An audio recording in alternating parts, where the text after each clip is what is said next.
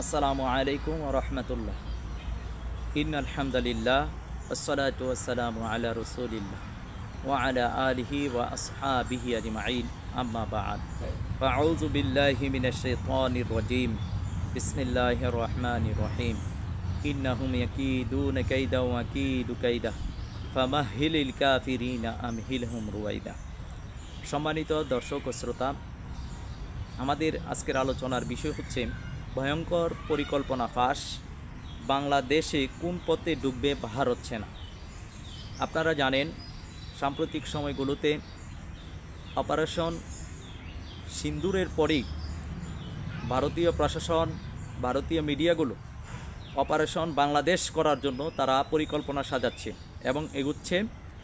বাংলাদেশের চারপাশ দিয়ে তারা তাদের সামরিক ঘাঁটি তৈরি করছে, বিএসএফকে মোতায়েন করছে, ভারী অস্ত্র মোতায়েন করছে এবং বাংলাদেশে কোন পথে ঢোকা যায়, কিভাবে বাংলাদেশ আক্রমণ করা যায়, এটা তারা প্রকাশ্যভাবেই পরিকল্পনা প্রকাশ করছে।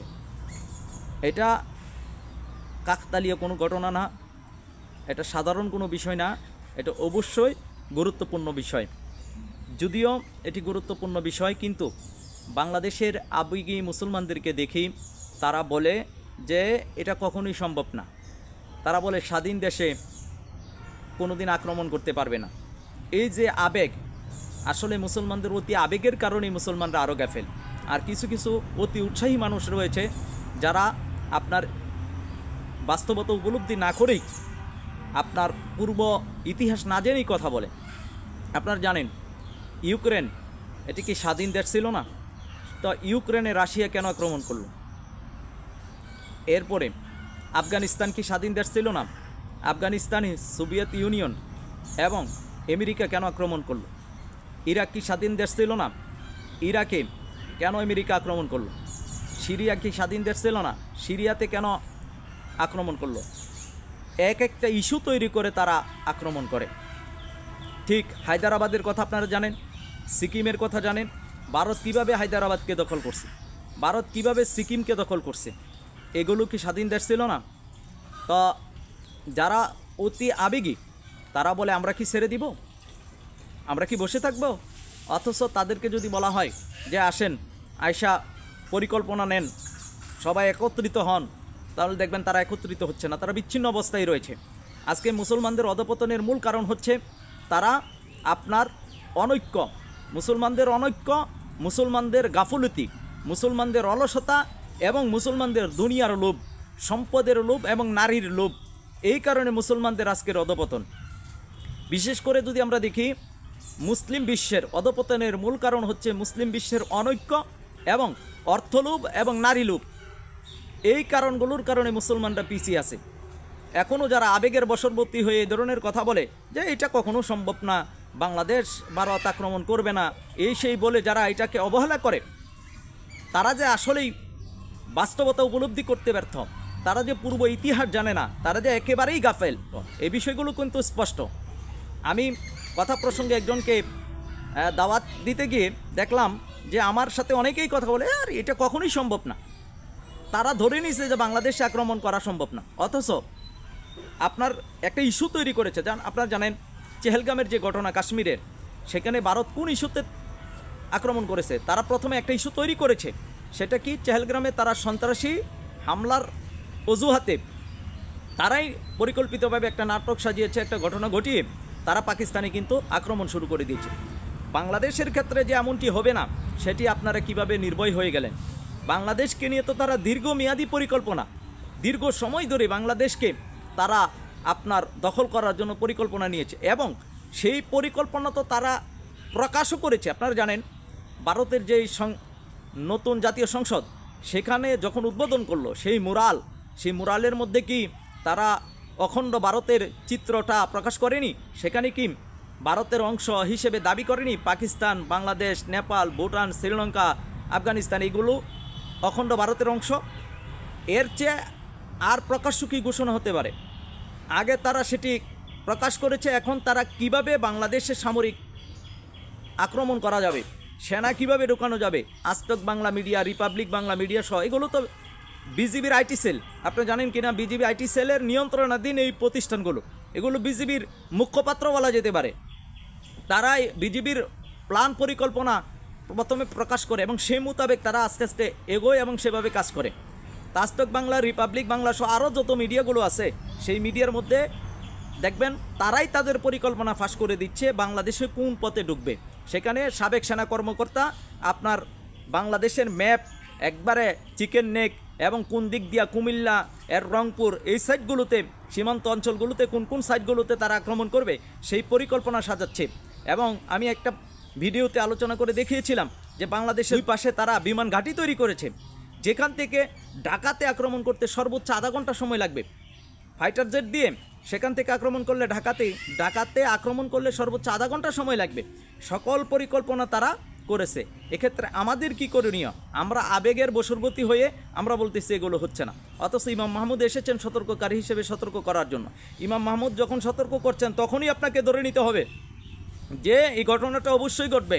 কারণ আল্লাহ তাআলা কোনো জাতিকে শাস্তি দেওয়ার পূর্বে, কোনো জাতিকে ধ্বংস করার পূর্বে সেখানে সতর্ককারী বান্দাকে পাঠান। এখন সতর্ককারী বান্দা একজনই হয়, এই একজন বান্দা জাস্ট সতর্ক করে, সতর্ক করার পরে আপনার আল্লাহ তাআলার দায়িত্ব শেষ। এরপরে বান্দাদের মধ্যে দুইটা গ্রুপ হয়ে যায়। একটা অংশ সতর্ককারী বান্দাদের সতর্ক বার্তাকে গুরুত্ব দিয়ে গ্রহণ করে নেয় এবং সতর্ক হয়ে যায়। আরেকটা অংশ গাফেল থাকে, যারা গাফেল থাকে তারাই ধ্বংসযজ্ঞর মধ্যে পড়ে যায়, তারাই ধ্বংস হয়। সুতরাং সতর্ককারী বান্দা যেহেতু সতর্ক করছে, 2017 সাল থেকে নিয়ে পর্যন্ত সতর্ক করে যাচ্ছে, তো চূড়ান্ত শাস্তি এবং আযাব আসার আগ পর্যন্ত আমরা জাতিকে সতর্ক করেই যাব ইনশাআল্লাহ তাআলা। তা আমরা যারা অতি উৎসাহী এবং অতি আবেগী, যারা বলে এগুলো হচ্ছে না, হবে না, এগুলো আসলে তারা বিশ্ব বাস্তবতা সম্পর্কে, আঞ্চলিক বিশ্ব পরিস্থিতি সম্পর্কে, দেশের পরিস্থিতি সম্পর্কে তারা খবর রাখে না, তারা বেখবর, তারা গাফেল, যার কারণে তো শয়তান তাদেরকে গাফেল করে রাখছে বিদায় তারা এই সমস্ত উদ্ভুত কথাবার্তা বলতে পারে। এবং কোরআন সুন্নাহ অনুযায়ী যদি আমরা দেখি, আল্লাহ সুবহানাহু ওয়া তাআলা পবিত্র কোরআনুল কারীমের সূরা আনফালের মধ্যে আল্লাহ সুবহানাহু ওয়া তাআলা বলছেন, আইদ্দু লাহুম মাস্তাতাতুম মিন কুওয়া, তোমরা তোমাদের সামর্থ্যের মধ্যে যতটুকু শক্তি সঞ্চয় করার কাম সেই শক্তি সঞ্চয় করো। আল্লাহ তাআলা বলছেন সাধ্যের মধ্যে শক্তি সঞ্চয় করার জন্য। হাদিসের মধ্যেও আল্লাহ রাসূল সাল্লাল্লাহু আলাইহি সাল্লাম এই বিষয়ে আমাদেরকে সতর্ক করেছেন। আপনারা জানেন আলী রাদিয়াল্লাহু তাআলা আনহু থেকে যে হাদিসটি রয়েছে, আন আলী ইবনে আবি তালিব রাদিয়াল্লাহু তাআলা আনহু قال قال رسول الله صلى الله عليه وسلم يوشك أن يكثر المشركون من الهند ظلما على المسلمين فيخرج أمير من بلاد مشرق الهند اسمه محمود واسم أبيه عبد القدير يكون يراه ضعيفا جسما قليل القوة بين الكشحي على الوريق। হাদিসের মধ্যে সুস্পষ্টভাবে বর্ণনা এসেছে আলী রাদিয়াল্লাহু তাআলা আনহু থেকে, আল্লাহ রাসূল সাল্লাল্লাহু আলাইহি সাল্লাম বলেন, অচিরেই হিন্দুস্তানের মুশরিকরা মুসলমানদের উপর অত্যাচার বৃদ্ধি করে দিবে। তখন সেখানকার পূর্ব দিকের দুর্গম অঞ্চল থেকে একজন দুর্বল বালকের আত্মপ্রকাশ ঘটবে, যার নাম হবে মাহমুদ, যার বাবার নাম আব্দুল কাদির, যাকে দেখতে শারীরিকভাবে দুর্বল মনে হবে। তিনি শারীরিকভাবে দুর্বল দেখাবে, যিনি উরুর উপর কুমরের মাঝে কম শক্তি সম্পন্ন হবে। তাতিহুল্লাহু বিহিল মুসলিমিনা মিনহা, তার মাধ্যমে আল্লাহ তাআলা সেখানকার মুসলমানদের বিজয় দিবেন। সুবহানাল্লাহ।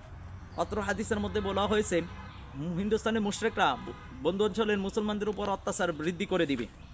তো আজকে জানেন আপনারা ভারতে মুসলমানদের উপর অত্যাচার বৃদ্ধি করে দেওয়া হয়েছে এবং বাংলাদেশকে নিয়ে তারা পরিকল্পনা সাজাচ্ছে এবং বাংলাদেশে প্রকাশ্যভাবে আক্রমণের জন্য তারা তাদের কথা প্রকাশ্যই বলছে এবং পরিকল্পনা পর্যন্ত তারা প্রকাশ করছে। এমতো অবস্থায় আপনারা জানেন বাংলাদেশের প্রশাসনের ভিতরেও তাদের লোক রয়েছে, দাদা বাবুরা রয়েছে, যে তাদেরকে অর্থের বিনিময়ে তারা ক্রয় করে নিয়েছে। এমতো অবস্থায় আমরা যদি গাফেল থাকি তাহলে এটা যে মারাত্মক একটা ক্ষতির কারণ হবে এই দেশের মুসলমানদের গাফুলতি বা অলসতার কারণে, সেটি কিন্তু বলার অবকাশ রাখে না। এজন্য বলবো যে আমাদেরকে সতর্ক হতে হবে। আল্লাহ প্রদত্ত ব্যক্তি ইমাম মাহমুদ, যিনার নেতৃত্বে মুসলমানদের বিজয় হবে, আল্লাহ তাআলার রাসূল সাল্লাল্লাহু আলাইহি সাল্লাম যেটি বলেছেন যে সেখানকার মুসলমানদের বিজয় ইমাম মাহমুদ হাবিবুল্লাহর মাধ্যমে হবে। সুতরাং যার মাধ্যমে মুসলমানদের বিজয় হবে তার নেতৃত্বে আমাদেরকে ঐক্যবদ্ধ হতে হবে। তাদের যে পরিকল্পনা ফাঁস, এত কিছু জানার পরেও যদি আমরা ইতিহাস থেকে শিক্ষা না নেই। আপনারা জানেন আল্লাহ রাসূল সাল্লাল্লাহু আলাইহি সাল্লাম যখন জানলেন গাতফান গোত্র, কোরাইশ গোত্র সম্মিলিতভাবে 10,000 সৈন্যবাহিনী তৈরি করেছে, মদিনাতে আক্রমণ করবে, খন্দকের যুদ্ধের পূর্ব মুহূর্তে আল্লাহ রাসূল সাল্লাল্লাহু আলাইহি ওয়াসাল্লাম গোয়েন্দা মারফত যখন এই সংবাদ পেলেন, তখন আল্লাহ রাসূল সাল্লাল্লাহু আলাইহি সাল্লাম সূরা মজলিস ডাকলেন সাহাবীদেরকে নিয়ে আল্লাহ রসুল সাল্লাল্লাহু আলাইহি সাল্লাম প্রতিরক্ষা ব্যবস্থা আত্মরক্ষার জন্য কীরকম ব্যবস্থা গ্রহণ করতে হবে সেই পরামর্শ করলেন। এক একজন সাহাবী এক একটা মতামত দিলেন। সালমান ফার্সি রাদিয়াল্লাহু তাআলা আনহু খন্দক তৈরি করার জন্য নির্দেশনা দিলেন বা পরামর্শ দিলেন। আল্লাহ রসুল সাল্লাল্লাহু আলাইহি সাল্লাম সালমান ফার্সি রাদিয়াল্লাহু তাআলা আনহুর পরামর্শকে গ্রহণ করলেন এবং তার পরামর্শ অনুযায়ী আপনার আত্মরক্ষা এবং প্রতিরক্ষামূলক ব্যবস্থার জন্য খন্দক তৈরি করলেন। এখন আল্লাহ রসুল সাল্লাল্লাহু আলাইহি সাল্লাম সংবাদ যখনই পেলেন তখনই কিন্তু পদক্ষেপ নিয়েছেন, তখনই মদিনাকে রক্ষার জন্য কার্যক্রম হাতে নিয়েছেন, আত্মরক্ষা এবং প্রতিরক্ষামূলক ব্যবস্থা গ্রহণ করেছেন। আজকে আমরা প্রকাশ্যভাবে হুমকি পাওয়ার পরেও এই দেশের প্রশাসন, এই দেশের উপদেষ্টা, এই দেশের আপামর জনগণ যদি, এই দেশের আলেম সমাজ যদি এই দেশের সার্বভৌমত্ব স্বাধীনতা রক্ষার জন্য, বিশেষ করে গজওয়াতুল হিন্দের জন্য যদি প্রস্তুতি গ্রহণ না করে, তাহলে ভয়ঙ্কর পরিণতির দিকে যেতে হবে, সেটি কিন্তু আজকে বাস্তব। এজন্য আমরা বলবো যে ভারতের যত পরিকল্পনা সামনে, তারা পরিকল্পনার মধ্যেই সীমাবদ্ধ থাকবে না, তারা ঠিকই বাংলাদেশে সামরিক অভিযান পরিচালনা করবে। এজন্য আমরা আমাদের অবস্থান থেকে কতটুকু করতে পারলাম, আমাদের দেশের সার্বভৌমত্ব স্বাধীনতা রক্ষার জন্য কতটুকু প্রস্তুতি নিতে পারলাম, বিশেষ করে বাংলাদেশ এবং ভারতীয় উপমহাদেশে যেহেতু প্রতিশ্রুত গাজওয়াতুল হিন্দের যুদ্ধ হবে, সেই যুদ্ধের জন্য আমরা এখনই শারীরিক মানসিক প্রস্তুতি গ্রহণ করা দরকার। আল্লাহ সুবহানাহু ওয়া তাআলা তার মনোনীত বান্দা ইমাম মুহাম্মদ হাবিবুল্লাহ ওনার নেতৃত্বে আমাদেরকে ঐক্যবদ্ধ হওয়ার তৌফিক দান করুন। আমিন ইয়া রাব্বাল আলামিন। আসসালামু আলাইকুম ওয়া রাহমাতুল্লাহ।